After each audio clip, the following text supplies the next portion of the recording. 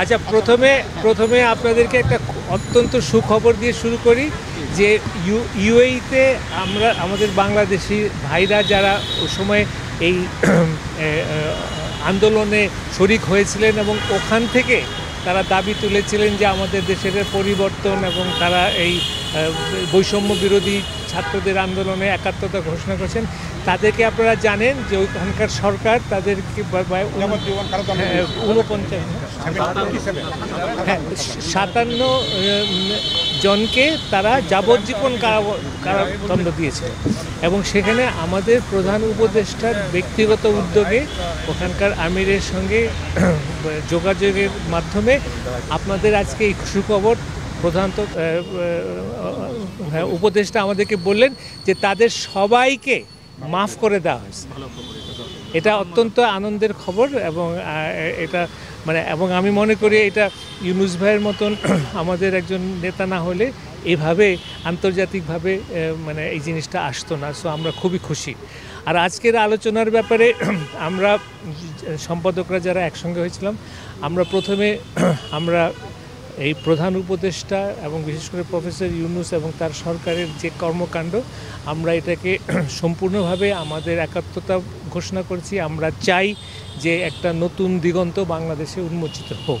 তো সেখানে আমি একজন সম্পাদক হিসেবে আমি যে প্রশ্নটা উত্থাপন করেছি সেটা হচ্ছে সাংবাদিকদের নিশ্চয়তা এবং সাংবাদিকদের ব্যাপারে যে এরকম যত্রতত্র খুনের মামলা হচ্ছে এটা যেন বন্ধ হয়, এবং এই ব্যাপারে সরকার যেন সুস্পষ্ট একটা অবস্থান নেন।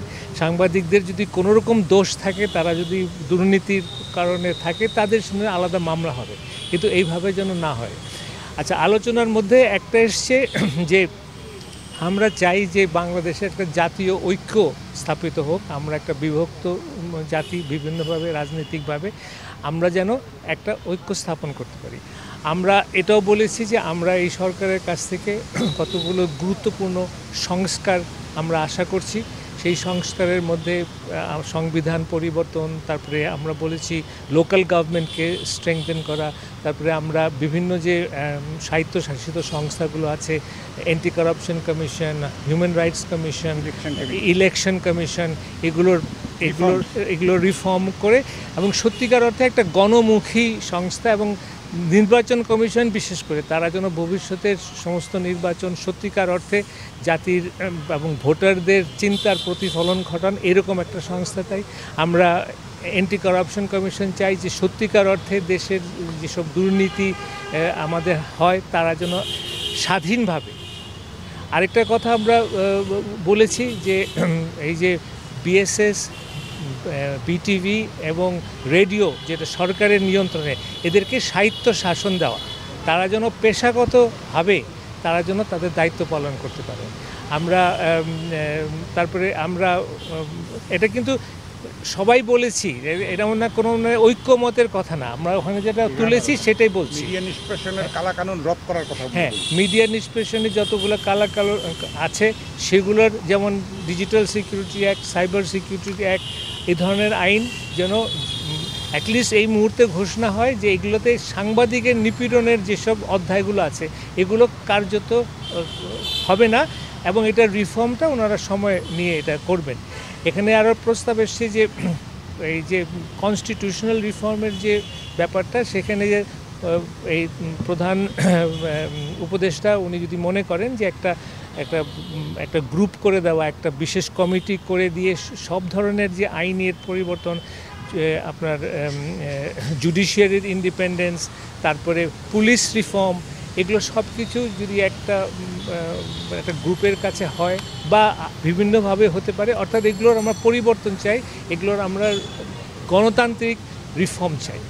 এবং উনি আমাদেরকে বলেছেন যে উনি সম্পূর্ণরূপে স্বাধীন সাংবাদিকতা বিশ্বাস করেন, এবং আমাদের কাছে ওনার বিশেষ আবেদন হচ্ছে যে আমরা যেন আমাদের লেখনীর মাধ্যমে জাতীয় ঐক্যমত্য প্রতিষ্ঠা করা, তারপরে বিভিন্ন যে সাজেশন আমাদের থাকে, উনি এটা খুব সাগ্রহে গ্রহণ করেছেন এবং আমাদের কাছে আহ্বান করেছেন যে এই সরকার পরিচালনার সব ক্ষেত্রে হ্যাঁ এটা খুব গুরুত্বপূর্ণ যে উনি বলেছেন যে আমরা যেন সোচ্চারভাবে এই সরকারের ভুল ত্রুটি হলে আমরা যেন নির্দ্বিধায় সেটা কাগজে ছাপি এবং ওনার এই সরকারকে সাহায্য করি। আমি কিছু ঠিক আছে। হ্যাঁ হ্যাঁ ওই তো না, কালাকানুন রোধ সব কালাকানুনের রোধ করার ব্যাপারে এটা হয়েছে এবং উনি সত্যিকার অর্থে আমি ব্যক্তিগতভাবে উপলব্ধি করছি উনি একটা মিডিয়া সত্যি সত্যি উনি বিশ্বাস করেন। ভাইব্রেন্ট মিডিয়া চান আর কি। হ্যাঁ, ভাইব্রেন্ট মিডিয়া চান উনি। আমাদের সত্যিকার অর্থে স্বাধীনতায় উনি বিশ্বাস করেন এবং মিডিয়া বান্ধব যদি সরকার প্রধান আমরা কখনো পেয়ে থাকি তাহলে আমরা এখন পেয়েছি এবং আমরা এর জন্য অত্যন্ত আনন্দিত। সাংবাদিকদের নিরাপত্তা নিশ্চিতের জন্য তিনি কি আশ্বাস দিয়েছেন?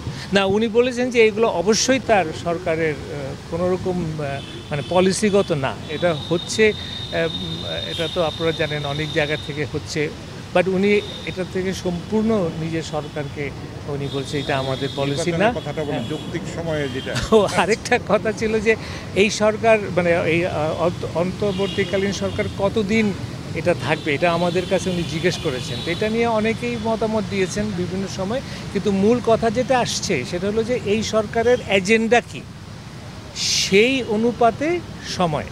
অনেক রাজনৈতিক দল বলেছেন আপনার যতদিন লাগে, তারপরে কোনো রাজনৈতিক দল বলেছেন যৌক্তিক সময়। তো এগুলো তো একটু অস্পষ্ট।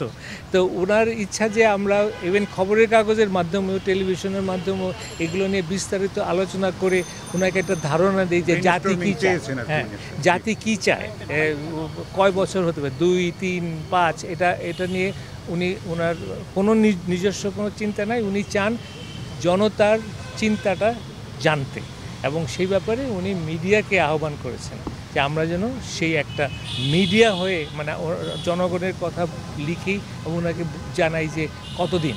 তবে আমাদের বক্তব্য ছিল যে রাজনৈতিক দলগুলোর সাথে হ্যাঁ আলোচনা করে আমাদের যে মসজিদ হ্যাঁ এটার মধ্যে একটা সমন্বয় করে হ্যাঁ যে রাজনৈতিক দলগুলোর সঙ্গে আমরা কথা বলি, মিডিয়া হিসেবে তো আমাদের স্বাধীনতা আছে। আরেকটা পজিটিভ খবর উনি দিয়েছেন, সেটা হলো যে সারা বিশ্বের সবাই এখানে হেল্প করতে চায়, বাংলাদেশের নজর আছে, যারা অতীতে কাজ করেন আমাদের সঙ্গে তারা এখন কাজ করতে চায়, সেই সুযোগটা আমাদের নিতে হবে। যে কোনো ধরনের সহযোগিতা। উনি বললেন যে ওনার ধারণা হচ্ছে যে পৃথিবী এখন আমাদের দিকে তাকিয়ে আছে, তারা অনেক উৎসুক এই পরিবর্তনে এবং তারা চায় বাংলাদেশকে যেভাবে তারা সাহায্য করতে পারে করতে। তো এটা আমাদের জন্য একটা বড় সুখবর।